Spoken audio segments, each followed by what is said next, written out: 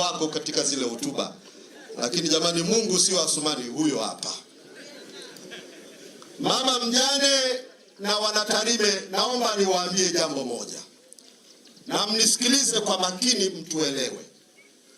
Sisi kama chama tuna mashaka na kifo cha Swez Dan Maradufu, na mashaka yetu hayajaisha, na jambo hili tumekubaliana litafanyiwa uchunguzi wa kisayansi ili tujue nini kimesababisha kifo cha Swez Maradufu.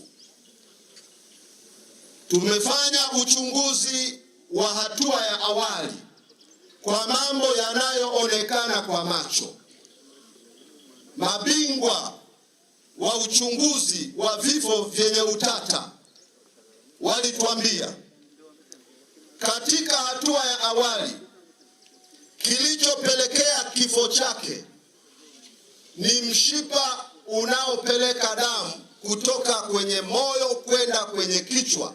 Ule mshipa, damu iliganda kwa kiwango kikubwa sana, na hivyo ikapelekea shinikizo lile kuwa la nguvu na ikapelekea mauti yake.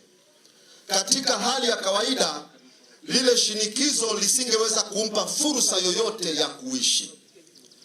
Lakini sasa jambo gani limesababisha hilo shinikizo la ghafla ambalo limepelekea huo mshipa kuziba na damu kuganda? Ndilo jambo la kiuchunguzi ambalo sisi tumesema tunataka tupate taarifa ya kisayansi. Hivyo tunawaomba familia na Wanatarime mtuunge mkono, mkubaliane na sisi kwamba tunataka tupate ukweli wa kisayansi wa nini kimesababisha kifo cha ndugu yetu huyu. Kucha zake katika uchunguzi zilikuwa zimegeuka na kuwa za bluu. Mtaalamu akatuambia mwili wa mtu aliyefariki, kucha zikiwa za bluu, pamoja na sababu nyingine nyingi, lakini mbili kubwa ndizo huwa zinasababisha hivyo. Aidha alinyongwa, pumzi yake ikaisha, au alipewa sumu, aidha kwa kunywa, kwa kula au kwa kuvuta, aidha ilipulizwa au aliwekewa kitambaa. Sasa uchunguzi kwa kuona kwa macho, alivyochanwa wakati wa postmortem, shingo yake ilichanwa, ikatuonyesha kwamba hakuwa amenyongwa kwa sababu mishipa yake ilikuwa iko sawa sawa, na hapakuwa na jeraha lolote ndani au nje linaloweza kusababisha kwamba alitendewa jambo fulani. Kwa hivyo ikatupelekea sasa tukubaliane kwamba twende ufanyike uchunguzi wa kilichopelekea kifo chake ni sumu. Hivyo hatuna majibu wala hatuna ripoti yoyote. Kwa hivyo sampuli za viungo muhimu kutoka kwenye mwili wake vimechukuliwa na vimepelekwa maabara, na uchunguzi wa kisayansi utafanyika, na bila shaka baada ya siku 28 kwa jinsi tulivyozungumza tunaweza kupokea taarifa ya nini kimetokea. Na sampuli zile zimewekwa kwenye vifunganishi, na wahusika wote waliokuwepo pale wameweka saini, akiwemo kwa niaba ya familia ndugu Mrimi Zablon, kwa niaba ya chama alikuwepo kijana wakili Deo Mahinyila, na tulikuwa na mtaalamu daktari ambaye alikuwa kwa niaba ya chama Dr. Mgunda, ambaye hawa wote walikuwepo pamoja na wakili Samuel Well ili kuwa mashahidi. Wameweka saini katika zile sampuli.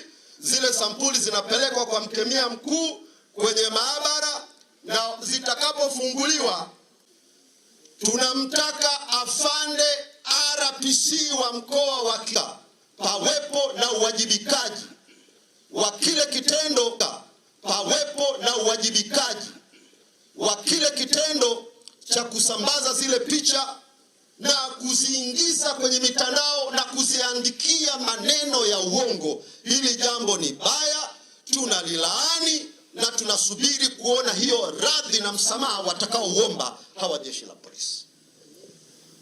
Jambo la pili, ndugu zangu, tumemleta ndugu yenu.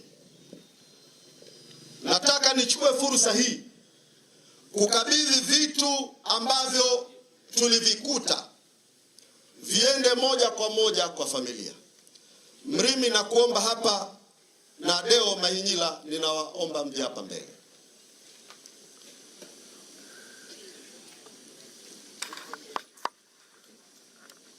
Swez alikuwa kwenye safari ya kikazi, na baada ya jambo hili kumalizika, hii ndio ilikuwa mizigo yake na vitu ambavyo alikuwa navyo. Begi hili lilipelekwa polisi na Mrimi alisimama kwa niaba ya familia. Ninaomba kuchukua fursa hii mbele ya Wanatarime na Watanzania wote, ndugu Mrimi, ukamkabidhi mke wa marehemu begi la mpendwa mume wake ambaye amefariki akiwa kazini. Ninaomba uchukue fursa hii sasa ukamkabidhi mkononi mwake. Huenda yeye ndiye aliyempangia nguo wakati anaondoka.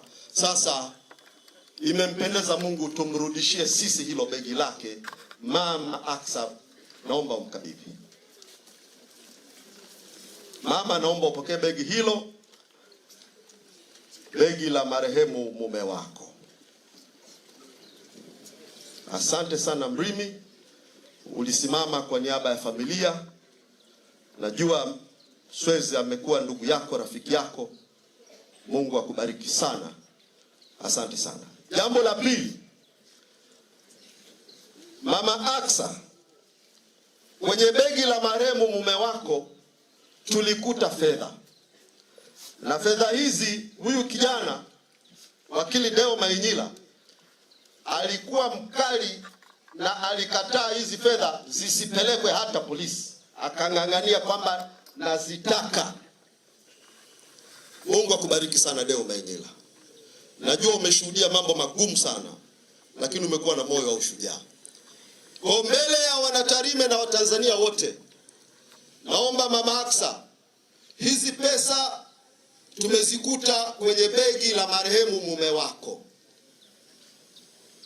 Alikuwa anazihifadhi, wakati mwingine pengine alikuwa anasema nikirudi nyumbani nitampelekea mke wangu fedha baada ya kutoka kazini. Sasa hajakuletea yeye, tumekuletea sisi. Ninaomba Deo Mahinyila ukamkabidhi Mama Aksa fedha za marehemu mume wake shilingi 4,433 ambazo zilikuwa katika begi. Hizi ni pesa za kwako, hazitalipa madeni ya mambo ya msiba wala nini, ni za kwako kwenye pochi lako. Na mwisho ninawasihi Wanachadema wenzangu. Sasa marehemu alikuwa anafanya kazi kwenye chama cha siasa, na katika hali ya kawaida jukwaa hili halitakuwa budi kuzungumza siasa, kwa sababu ndilo jambo pekee liko kwenye mioyo yetu, akili zetu na masikio yetu. Ninasihi Wanatarime na Wanachadema wenzangu, tukilinde sana chama hiki. Hiki chama ndio tumaini la Watanzania, na sisi viongozi wakuu, Mungu ametupa dhamana hii ya kulibeba kusudi la Mungu kwa ajili ya Watanzania.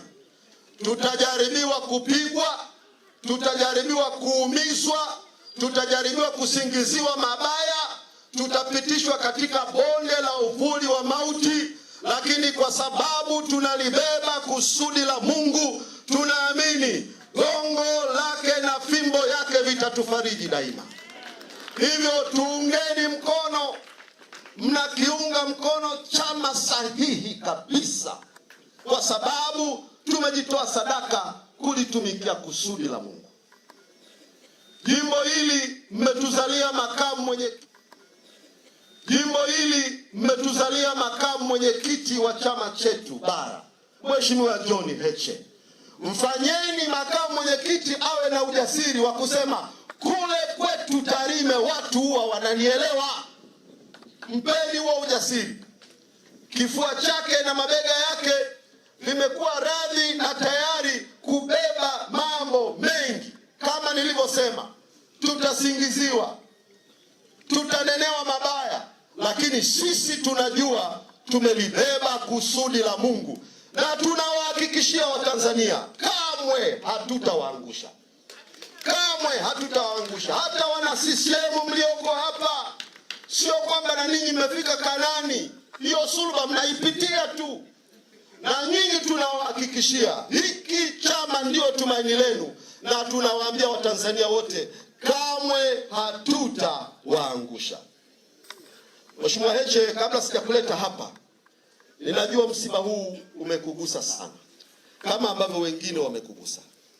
Mimi sikuwa namjua sana Suez, lakini ulinisimulia kitu kimoja, nikasema hichi kitu mimi nitakisimulia hapa. Ulinisimulia urafiki wako, undugu wako, na hata siku ambayo mke wa Suez alikuwa anajifungua mtoto wake wa kwanza, mlikuwa mmeenda safari kwenye Land Rover. Suez alikuwa dereva, wewe ulikuwa kondakta. Akajulishwa mke wake amejifungua.